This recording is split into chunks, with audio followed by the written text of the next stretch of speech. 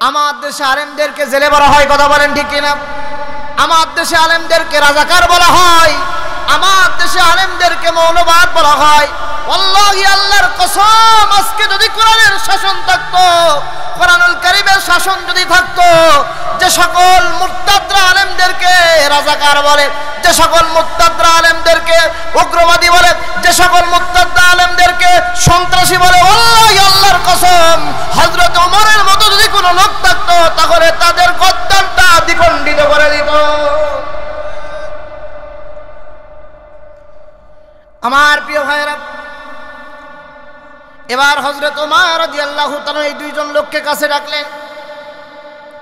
দুজন লোককে কাছে ডাকার পরে বললেন, তোমরা এরকম চিল্লা পাল্লা করো কেন?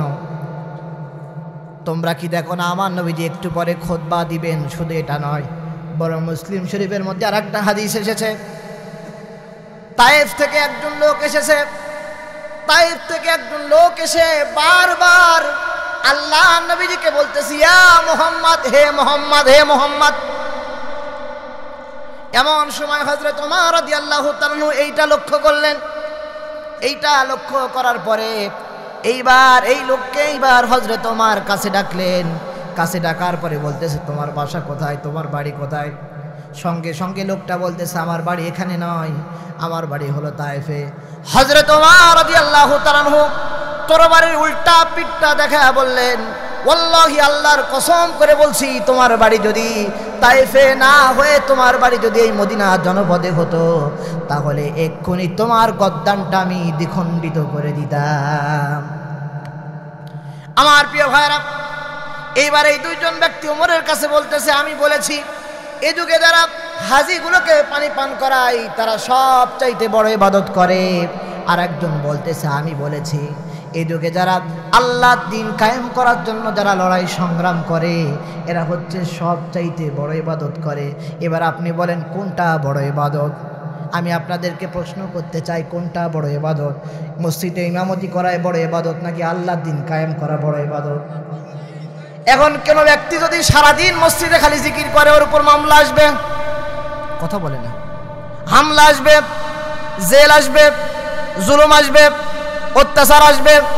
কত আল্লাহর পাগল বান্দারা আছে যারা আল্লাহর দ্বীন কায়েম করার জন্য লড়াই সংগ্রাম যারা করে, কোনো অপরাধ নাই। আপনি গ্রামে খোঁজ নিয়ে দেখবেন, আপনার গ্রামের মধ্যে সবচাইতে বড় ভালো লোকটা ইসলামী আন্দোলনের কর্মী। এই ব্যক্তিগুলোর নাম লিস্ট করে করে যারা থানায় দিল, এ যুগে যদি তাদের শাস্তি না হয়, কিয়ামতের দিন আমার আল্লাহ রব্বুল আলামিন শাস্তি দেওয়ার জন্য বসে আছেন, কথা বলেন ঠিক না? আমার ভাইরা, এবার হযরত ওমর রাদিয়াল্লাহু তাআলা তাদেরকে বললেন, কোনটা বড় ইবাদত এটা তুমি জানতে পারবা।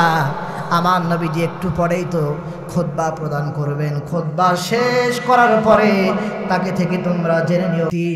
আল্লাহ নবীজির কাছে গেলেন। আল্লাহ নবীজির কাছে যাওয়ার পরে বললেন, ও আল্লাহর নবীজি, আপনার কাছে আমি জানতে চাই, আমরা জানতে চাই কোনটা বড় ইবাদত? হাজিগুলোকে পানি পান করানো বড় ইবাদত, নাকি আল্লাহর রাস্তায় লড়াই সংগ্রাম করা বড় ইবাদত? সাথে সাথে নবীজি আমার বললেন, ও সাহাবীরা রে, তোমরা শুনে রাখো, এ যুগে যারা মসজিদে নামাজ পড়ায় এটা ছোট ইবাদত নয়।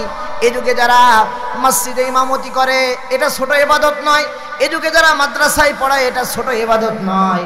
এ যুগে যারা হাজিগুলোকে পানি পান করায় এটা ছোট ইবাদত নয়, বরং এগুলোর চাইতে বড় ইবাদত হলো আল্লাহর রাস্তায় লড়াই সংগ্রাম করা। সুবহানাল্লাহ।